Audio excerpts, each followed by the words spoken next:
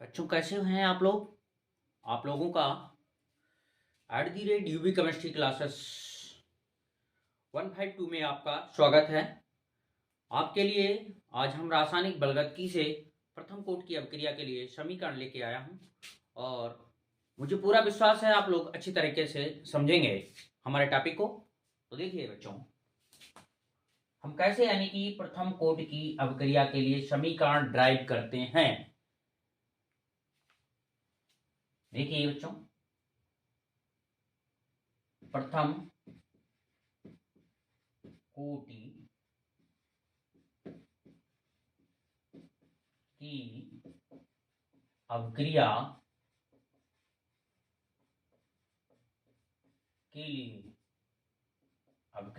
के लिए प्रथम कोट की अभिक्रिया के लिए समीकरण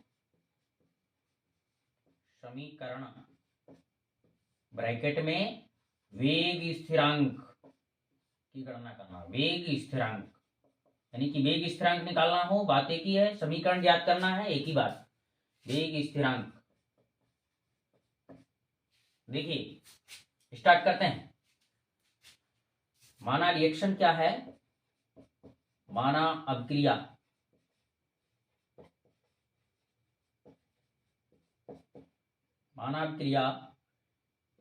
ए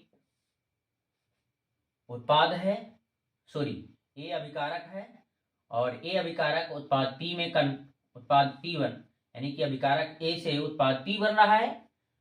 तो प्रारंभ में यानी कि प्रारंभिक अवस्था में यानी कि अभिकारक का सांद्रण क्या था, A था। उत्पाद प्रारंभ में उत्पाद नहीं बनेगा भाई, प्रारंभ जैसे अभिक्रिया स्टार्ट नहीं हुई कहो उत्पाद बन जाए, तो उत्पाद नहीं बन सकता है ना।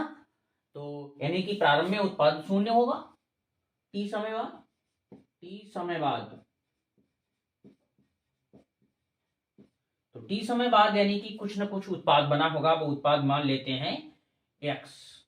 तो अभिकारक का सांद्रण क्या रह जाएगा, A माइनस x। इसके बाद ये तो हमारा रहा पहला स्टेप। इसके बाद लिखेंगे वेग नियम से। तो वेग नियम क्या होता है, वेग नियम यानी कि अभिक्रिया की दर और अभिकारक के सांद्रण में जो संबंध होता है उसे हम वेग नियम कहते हैं या वेग समीकरण। क्या संबंध होता है, देखिए लिखेंगे वेग नियम से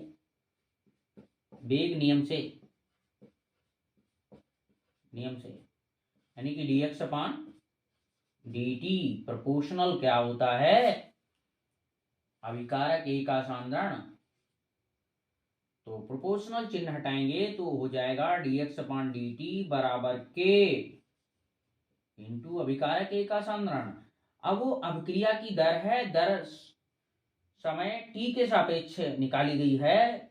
तो समय t पर अभिकारक का सांद्रण क्या है, A माइनस x है, तो वही वैल्यू A की जगह पे पुट कर दीजिए। तो dx अपान dt बराबर k into A minus x। अब क्या करना है, अब हम इसके बाद चरों को पृथक कर लेंगे, यानी कि इधर x है तो x वाला ही चर इधर होना चाहिए और दूसरी साइड में dt को भेज देंगे। तो dx upon A minus x बराबर k इंटू dt। अब क्या करना है, अब यानी कि इसके बाद हम समाकलन करेंगे। एक एक स्टेप को स्टेप बाय स्टेप चलिए और जैसे आप लोग आगे बढ़ते जाएंगे आपके माइंड में खुद ही यानी कि ये भावना उत्पन्न हो जाएगी कि हमें क्या करना है। देखिए आप इसका क्या करेंगे, समाकलन करेंगे। और समाकलन हमें उम्मीद है कि जो इंटर वाले बच्चे मैथ के हैं उन्हें आता होगा। तो 1/x का समाकलन होता है log x, 1/x का समाकलन log x होता है। इंटीग्रेशन 1/x dx बराबर होता है log x, क्या होता है log x। तो इसी तरीके से ये 1/x यहाँ a माइनस x है, तो इसका जब इंटीग्रेशन किया जाएगा तो माइनस चिन्ह आ जाएगा, क्योंकि इसको हम कुछ और मान के चलेंगे तो इसका डिफरेंशिएशन होगा, तो माइनस एक्स का डिफरेंशिएशन -1 हो जाएगा, तो इसीलिए वो माइनस चिन्ह यहाँ आ जाएगा। तो इसका डिफरेंशिएशन क्या हो जाएगा, तो देखिए, यानी कि log minus log a minus x बराबर के, और dt का t हो जाएगा प्लस c, कांस्टेंट जुड़ जाएगा, कांस्टेंट जुड़ जाएगा। इसका इंटीग्रेशन किया गया भाई मेरे, तो देखिए इंटीग्रेशन लगा दीजिए, यहां भी लगा दीजिए, तो ए इंटीग्रेशन हो गया प्लस सी, तो ये हुआ इंटीग्रेशन। अब देखिए प्रारंभिक अवस्था यानी कि जब समय लगा ही नहीं था तो t यानी कि 0 होगा, और जब t 0 होगा तो उत्पाद भी 0 होगा भाई, होगा कि नहीं होगा, होगा। देखिए तो यहां लिख दीजिए, जब यानी कि t बराबर 0 है, x बराबर भी 0 होगा, जब t बराबर 0 है तो x बराबर भी 0 होगा। ये वैल्यू यहां पुट कर देंगे समीकरण 1 में, तो c की वैल्यू क्या आ जाएगी, तब c बराबर आ जाएगा, c बराबर, देखिए c बराबर आ जाएगा, क्या आ जाएगा, यहां जब x की जगह पे 0 रखेंगे तो माइनस log a आ जाएगा, और ये सब बेस e में चल रहा है बच्चों, तो ये आ जाएगा माइनस का log a। तो c का मान समीकरण 1 में रख दीजिए और सॉल्व कर लीजिए, तो ये समीकरण हो जाएगा माइनस का log a माइनस एक्स बराबर के टी प्लस नहीं, ये माइनस का log a हो जाएगा, c की जगह पे रख देंगे, और हमें किसका मान निकालना है, के टी, तो के टी बराबर क्या हो जाएगा, ये log a माइनस का उधर जाएगा प्लस का हो जाएगा, तो log a प्लस वाला पहले लिख लीजिए, माइनस वाला बाद में, तो log a माइनस एक्स, तो log m minus n, log m अपान n होता है, log m minus n log m अपान n होता है, ठीक है, ये वैल्यू याद रखिए। तो देखिए, तो के टी बराबर हो जाएगा log a upon a minus x, मुझे क्या निकालना है, के निकालना है, तो के बराबर क्या होगा, 1 upon T log a upon a minus x. अब देखिए, अब ये बेस ई में है, बेस 10 में कोई भी न्यूमेरिकल वैल्यू जब न्यूमेरिकल लगाते हैं तो log बेस 10 में होगा, और log ई से log बेस 10 में कन्वर्ट करेंगे तो कांस्टेंट 2.303 इंटू में आ जाएगा भाई, ये याद करने वाली चीज है भाई, तो के बराबर 2.303 upon T log a upon a minus x, और यहां बेस 10 हो जाएगा, तो यही हमारा क्या है, प्रथम कोटि के लिए समीकरण है, तो यही प्रथम कोटि के लिए समीकरण है, प्रथम कोटि की अभिक्रिया के लिए समीकरण, कभी कभी निकल जाता है भाई, यही प्रथम कोटि की अभिक्रिया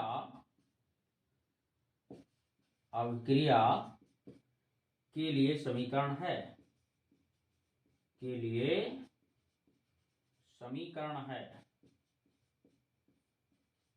प्रथम कोटि की अभिक्रिया के लिए समीकरण है। उतारिए, नोट डाउन करिए भाई जल्दी से।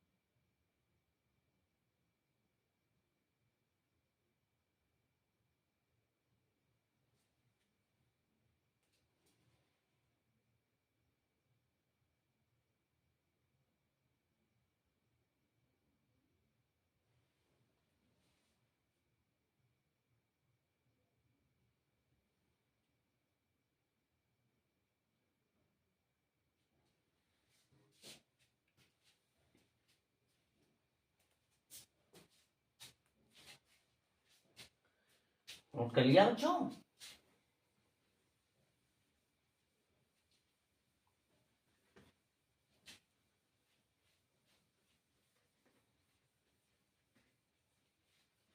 अब प्रथम कोटि की अभिक्रिया के लिए निकालेंगे अर्धायुकाल। तो अर्धायुकाल किसे कहते हैं? तो हेडिंग डाल लो अर्धायुकाल। अर्ध आयुकाल। तो क्या होता है अर्धायुकाल? यानी कि वह समय जिसमें कोई भी अभिकारक अपने प्रारंभिक सांद्रण का आधा रह जाता है। तो जितने समय में प्रारंभिक सांद्रण का आधा रह जाएगा वियोजित होकर, वह समय ही अर्धायुकाल कहलाएगा। वह समय ही अर्धायुकाल कहलाएगा। तो देखिए, लिखेंगे वह समय जिसमें कोई पदार्थ या अभिकारक भी लिख सकते हैं, यहाँ पर प्रथम कोटि की अभिक्रिया के लिए लिखेंगे। तो इसीलिए यानी कि वह समय जिसमें कोई पदार्थ अपनी प्रारंभिक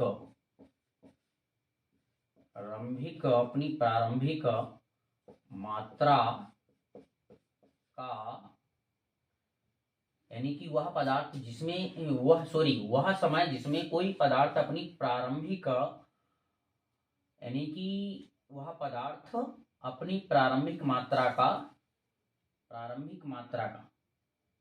का वियोजित होकर आधा रह जाता है।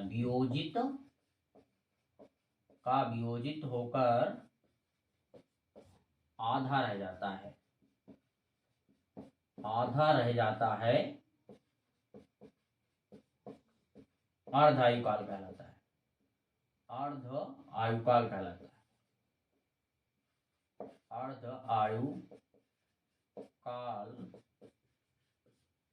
कहलाता है। अब क्या करेंगे? प्रथम कोटि की अभिक्रिया के लिए अर्धायुकाल निकालेंगे। तो क्या लिखेंगे? प्रथम कोटि की अभिक्रिया के समीकरण से प्रथम कोटि की अभिक्रिया के समीकरण से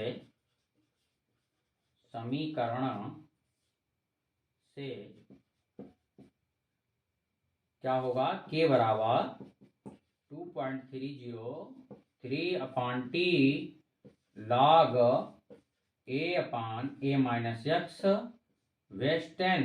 अब देखिए अर्धायुकाल, यानी कि यहां पर क्या कर देंगे? T बराबर रख देंगे T हाफ, यानी कि वह समय अर्धायुकाल। T हाफ का मतलब अर्धायुकाल।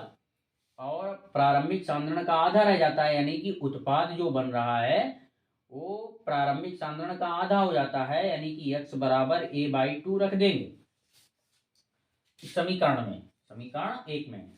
तो लिख देंगे T बराबर T हाफ और x बराबर A/2 समीकरण 1 में रखने पर। तो T बराबर T हाफ कामा x बराबर A/2 समीकरण 1 में रखने पर